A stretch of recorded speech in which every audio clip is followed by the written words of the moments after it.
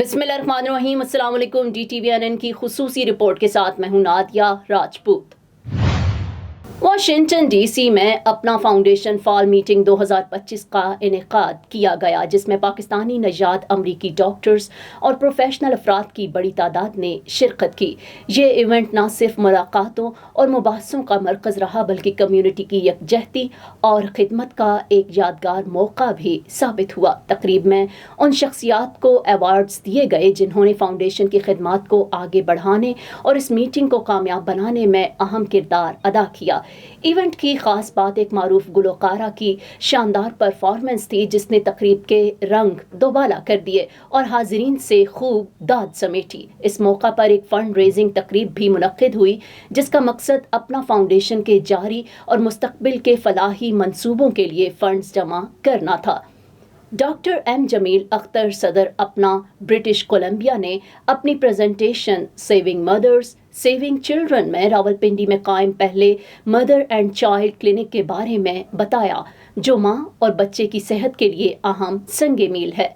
Doctor Humaira कमर सदर अपना और doctor Samina Qureshi chair fall meeting ने कहा कि ये फंड रेजिंग मुहिम फाउंडेशन के मिशन को मजीद मजबूत करेगी और इंसानी खिदमत का दायरा पाकिस्तान समेत दुनिया भर तक फैलाएगी। नाजरीन, अब आपको लिए चलते हैं वाशिंगटन DC के इस खूबसूरत इवेंट की झलकियों की जानिब, जहां कम्युनिटी के इत्तेहाद, खिदमत और खुशी के मनाजिर नुमायां थे। जी अस्सलाम वालेकुम नाज़रीन, इस वक्त मैं अपना की फॉल मीटिंग में आया हुआ हूँ और यहाँ पर डॉक्टरों की एक बड़ी तादाद है। पाकिस्तानी कम्युनिटी के जो हैं बड़े ज़बरदस्त और अच्छे अच्छे लोग, प्रोफेशनल लोग यहाँ पर आए हुए हैं। हाउसफुल है, सेकंड डे है आज का और यहाँ पर अवार्ड सेरेमनी हुई। वो उन लोगों को अवार्ड दिया गया जिन्होंने इस फॉल मीटिंग को कामयाब बनाया और ओवरऑल जो है अपना फाउंडेशन में खिदमत दी। तो आइए अब म्यूज़िकल इवेंट है तो उसको एंजॉय करते हैं।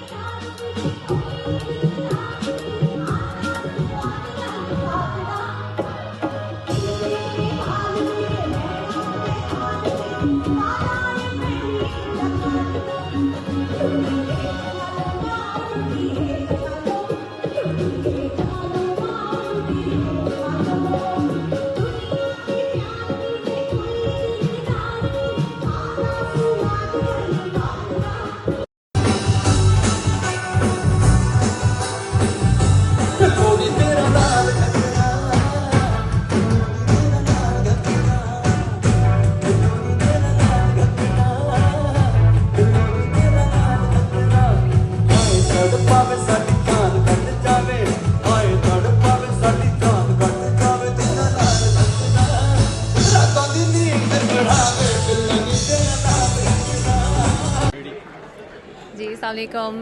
बहुत अच्छा इवेंट अरेंज किया है फॉल मीटिंग का डॉक्टर समीना कुरैशी और doctor Tariq Shahab and doctor Talha Siddiqui इन्होंने होस्ट कमेटी ने मिलके और बहुत इन्जॉय किया हमने। Turn out is great and then बहुत अच्छी परफॉर्मेंस हुई अमानत अली की और सबने बहुत इन्जॉय किया। Thank you. Before we begin the favorite part for most of you, especially the ones who are going to get an award, let's invite Dr. Babar Rao, our President-elect, for a few words. A hand of applause, please. Assalamu alaikum everybody. Obviously I know Jamil, he's from my college. And my job is easy. Whatever Umaira says, I just follow. And I've made clear where I stand on this issue. I want to reopen the government, but I am not going to give President Donald Trump a blank check when we open the government. And I believe we need to address this issue of rising costs, especially this ticking time bomb on healthcare costs in America. Because when Republicans passed, and this is not a political statement, this is a statement of fact, when they passed what they call their big beautiful bill, they made very deep cuts to Medicaid. Those cuts will be felt more and more as time goes on. And that will mean more people in our communities have less insurance and less support. The other thing they did was left in place this provision that will go off, will be triggered at the end of this year, which will eliminate some of the enhanced, what we call premium tax credits under the Affordable Care Act, which has allowed millions and millions more Americans to afford health care.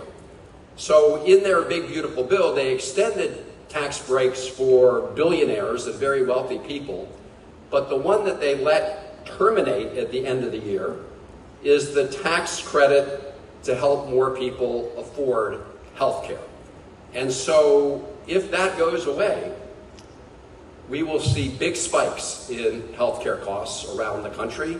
Letters are already going out in some states. More will come in the coming weeks with respect to people's insurance premiums and co-pays and other costs that will go up. And so we've said that we want to deal with that issue, and we also want to deal with the issue of President Trump's illegal withholding of many funds that have been appropriated through the due process of law. In other words, passed by the Congress on a bipartisan basis and signed into law by President Trump. One example is at NIH, the National Institutes of Health, and I represent National Institutes of Health. We're proud to have them in the state of Maryland. And one of the things that got caught up in the Elon Musk chainsaw to government and the illegal withholding of funds was a lot of clinical trials, including cancer clinical trials, were disrupted. Other clinical trials were terminated. And I met recently with a gentleman from Atlanta, Georgia. He came to see me to thank me because when one of those clinical trials for cancer was disrupted, we shone a spotlight on his case. And it created at least enough embarrassment for the administration that they restarted that clinical trial. But here's what he told me. There was a woman who'd been part of that clinical trial too, who during the time that it had been disrupted, developed complications, and so she no longer qualified for the clinical trial. And she's in hospice now. So these disruptions and withholding of funds have terrible real-world consequences in many cases.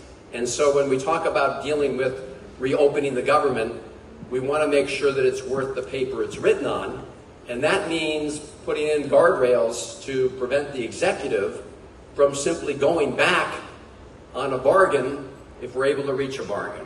So there are a lot of moving parts here. I wish as we speak that our Republican colleagues would negotiate. You've probably seen in the last 12 hours they've taken the position it's their way or the highway. I hope that changes for the good of the American people and that we can come to some kind of understanding. Nobody is going to get everything they want out of a negotiation, but we should not be in a position where it's just take it or leave it, especially when taking their proposal, in my view, would allow the president to continue to have a blank check. So I wanted to mention that because the capital of Pakistan was being moved from Karachi to Islamabad. And actually my father was stationed to Rawalpindi, but we stayed in a place called Murree, which is the hill country. And I have been back many, many times to Pakistan. And I will say that having grown up in a foreign service family, I know a good diplomat when I see one, and I want to thank your ambassador, Ambassador Sheikh, for all his good services and leadership on behalf of the government of Pakistan here in the United States. Believe and will continue to work to deepen and strengthen that very, very important relationship. And I want to thank all of you because I believe the Pakistani-American community is and are our best ambassadors when it comes to strengthening those bonds between the United States and Pakistan. And I want to thank all of you who are part of that effort.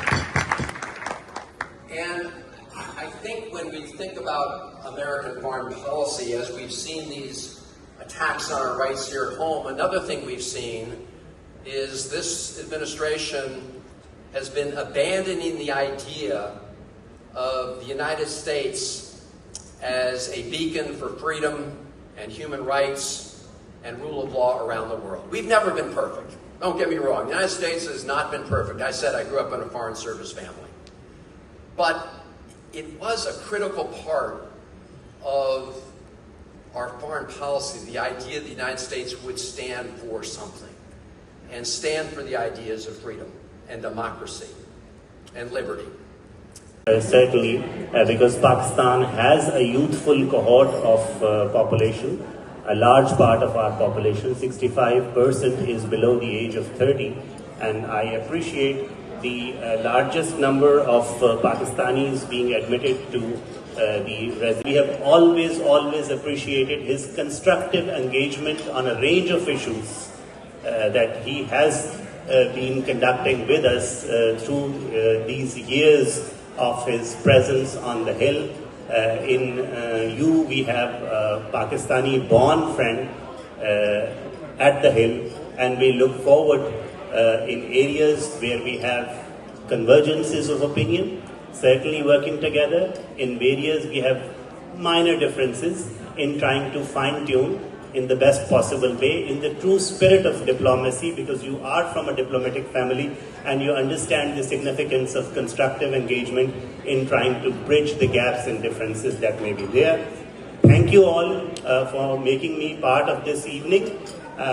DTVNN से fill वक्त इतना ही। मजीद खबरों और updates के लिए हमारे साथ रहें और देखते रहें DTVNN, देसी उर्दू टीवी और देसी टीवी US से। Now I am American. I have citizen. I still have my Salvadorian passport and now I have my USA passport. I am a citizen of the US. Khi cầm cái hộ chiếu Mỹ, cô rất là tự hào mình là công dân Mỹ. La ciudadanía para mí significa oportunidades. Si ya tienen el tiempo que pueden hacerse ciudadanas, que lo hagan.